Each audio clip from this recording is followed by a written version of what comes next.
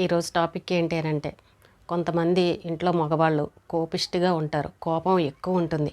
ఏదైనా చిన్న విషయం గొడవ జరిగింది అని అంటే వాళ్ళని ఇష్టం వచ్చినట్టు బూతులు తిట్టేస్తూ ఉంటారు.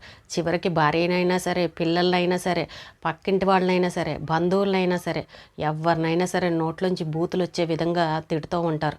వాళ్ళతో వేగలేని భార్యలు కూడా చాలామంది ఉంటూ ఉంటారు. అయితే భర్త కనుక తప్పు చేశారనుకోండి, భర్త కనుక చెడు అలవాట్లకి బానిస అయ్యారనుకోండి, ఎవరినంటారు? మామూలుగా పెద్దవాళ్ళు వచ్చి ఎవరినంటారు? ఏమ్మా, భర్త ఆ రకంగా చెడిపోయి ఆ రకంగా తిరుగుతుంటే నువ్వేం చేస్తున్నావు? పట్టించుకోవా? చూసుకోవా? భర్త ఏం చేస్తున్నాడో పట్టించుకోవా? ఏం మాట్లాడవా? ఏం చెప్పవా? అని ముందు భార్యనే అంటారు. అంటే అర్థం ఏంటి? ఆ భర్తతో కలిసి ఉండేది భార్య కాబట్టి మంచి అయినా చెడైనా ఏదైనా సరే మంచితనంగా భర్తను మార్చుకోవాల్సిన బాధ్యత భార్య పైన ఉంది కాబట్టి ప్రతి ఒక్కళ్ళు భార్యనే అంటారు.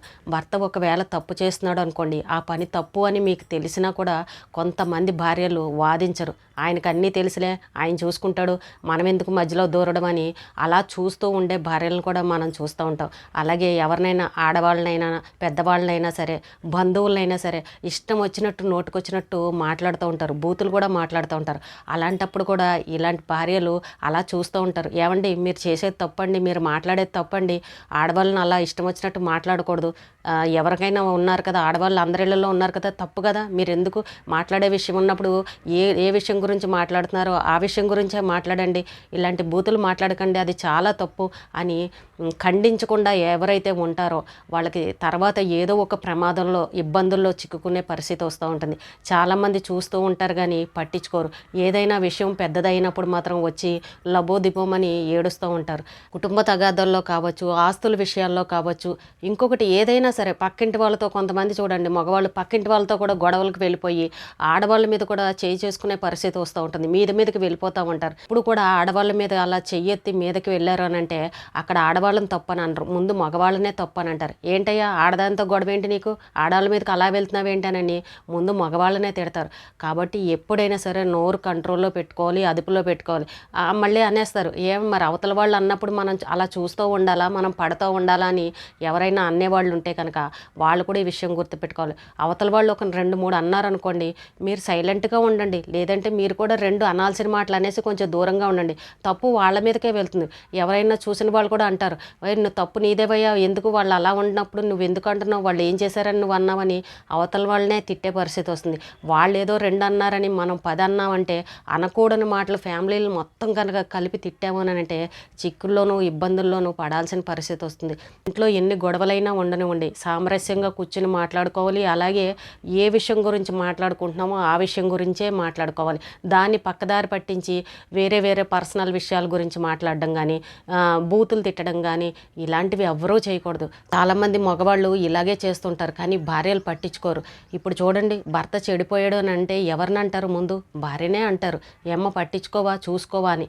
నువ్వు ఆ రోజు నీ భర్త అలా మాట్లాడుతుంటే నువ్వేం చేసావు, నీ కళ్ళకు కనిపించలేదా?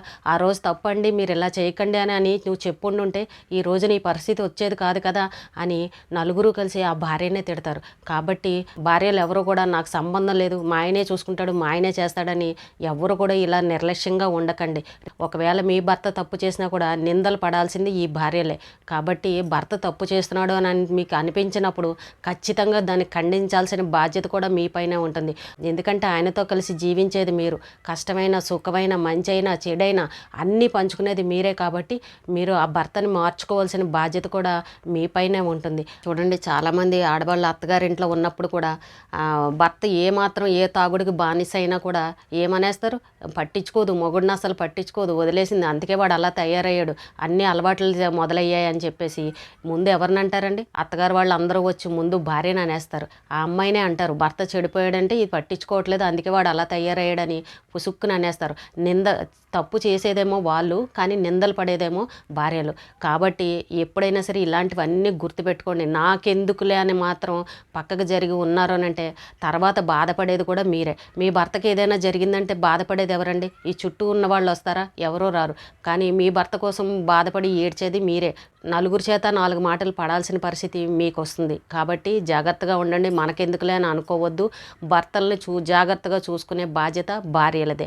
బాగా చూసుకున్నారనుకోండి, బాగా చూసుకుంటుందని ఏమీ మనకు సన్మానం చేయరు, సర్టిఫికేట్ ఇవ్వరు. చెడిపోతే మాత్రం ముద్ర వేసేస్తారు.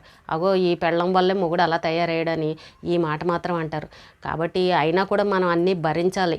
కష్టాలన్నీ ఎవరికున్నాయి అని అంటే ముఖ్యంగా ఆడవాళ్ళకే. ఎవరు ఏది తప్పు చేసినా, ఎవరు పిల్లలు తప్పు చేసినా కూడా ముందు తల్లిదండ్రులు అంటారు.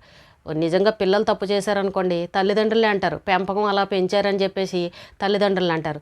మొగుడు చెడిపోయాడు అనుకోండి, భార్యలను అనేస్తారు. పెళ్ళం పట్టించుకోదు, సరిగ్గా వదిలేసింది, అందుకే వాడు అలా తయారయ్యాడని భార్యలను అంటారు. ఇంక అన్నీ ఆడవాళ్ళ మీదే, నిందలన్నీ ఆడవాళ్ళకే. ఇంకా వాళ్ళు మంచి చేస్తే మాత్రం అయ్యో ఇంత బాగా చూసుకుందని అనరు. అలాగే పిల్లల్ని ఇంత బాగా పెంచిందమ్మా అని ఎవరూ సర్టిఫికెట్లు ఇవ్వరు. కానీ చెడిపోతే మాత్రం ముందర నిందలు వేసేస్తారు. కాబట్టి ఏదైనా సరే, ఇంట్లో సమస్యలున్నా, ఏదున్నా, తగాదాలున్నా, ఏమున్నా సరే కొంచెం నోరు మనం కంట్రోల్లో పెట్టుకోవాలి. జాగ్రత్తగా మాట్లాడాలి. నోటికి ఎంత వస్తే అంత మాట్లాడేయడం, అవతల వాళ్ళ చేత మళ్ళీ తిరిగి మనం అనిపించుకోవడం, ఇలాంటివి ఎప్పుడూ ఉండకూడదు. ఒక మెట్టు దిగడం వల్ల మనకేదో చేతకంతాని మన కాదు, అలాగే మనం వాళ్ళ చేత నిందలు పడుతున్నామని కాదు, భరిస్తున్నామని కాదు, లోకువని కాదు. ఒక గౌరవం, ఒక మర్యాద ఇచ్చినట్టు.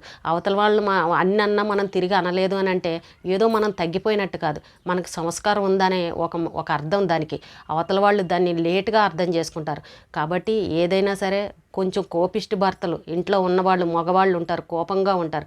అలాంటి వాళ్ళ కోపాన్ని కంట్రోల్ చేయాలంటే ఆ ఆయుధాలన్నీ భార్యల చేతిలోనే ఉంటాయి. కాబట్టి మీరు ఉసిగొల్పడం అలాంటివి చేయకండి. కొంతమంది భార్యలు ఉంటారు, ఏదైనా గొడవ అవుతుందంటే నువ్వు వెళ్ళు, నువ్వు మాట్లాడు, నువ్వు అడుగు అని ఉసిగొల్పి పంపించే వాళ్ళు ఉంటారు. లేదంటే స్నేహితులు, బంధువులు ఎవరో ఒకళ్ళు చెప్పి నువ్వు ఇలా అని రెచ్చగొట్టే వాళ్ళు కూడా ఉంటారు. అలా కనుక రెచ్చగొట్టారు కదా అని మీరు కనుక వెళ్ళారు అని అంటే సమస్యల్లోనూ, చిక్కుల్లోనూ, ఇబ్బందుల్లోనూ ఇరుక్కోవాల్సిన పరిస్థితి వస్తుంది. మళ్ళీ బాధపడేది మనమే. తర్వాత ఈ ఉసిగొల్పిన వాళ్ళు ఎవ్వరూ కూడా మన దగ్గరికి రారు. మీ భర్తలు ఎవరైనా ఆడవాళ్ళ గురించి తప్పుగా మాట్లాడినా, ఏదైనా తప్పు పని చేస్తూ ఉన్నా, ఒకవేళ ఇంట్లో చెడు అలవాట్లకి బానిస అవుతున్నా అక్కడ ఒక కంట కనిపెట్టుకుని, ఒక కంట వాళ్ళని లైన్లో పెట్టుకుని మార్చుకోవాల్సిన బాధ్యత మీ భార్యలుగా మీ పైనే ఉంటుంది. రేపొద్దున వాళ్ళు ఏమాత్రం అడ్డదారులు తప్పినా, చెడు మార్గంలోకి వెళ్ళినా నిందలు మాత్రం వచ్చేది ఈ భార్యలకే వస్తాయి. కాబట్టి ముఖ్యంగా భర్తల్ని రెచ్చగొట్టకండి. నిదానంగా మంచితనంగా చెప్పి మీ భర్తల్ని మీరు మార్చుకోండి. ఎందుకంటే ఇప్పుడు జరుగుతున్న విషయాలను చూస్తూ ఉంటే ఒక పక్క బాధగానూ అనిపిస్తుంది. ఎందుకు ఈ భార్యలు ఏం చేస్తున్నారు, ఇంట్లో మగవాళ్ళకి ఏమీ చెప్పుకోరా, సంసారం గురించి ఏమీ పట్టించుకోరా అని ఒక ఆలోచన అయితే వచ్చింది. అందుకోసమనే అందరికీ ఉపయోగపడుతుందని ఈ వీడియో చేయడం జరిగింది. ఈ రోజుకి ఇదేనండి. రేపు మళ్ళీ ఒక మంచి విషయంతో మళ్ళీ కలుద్దాం.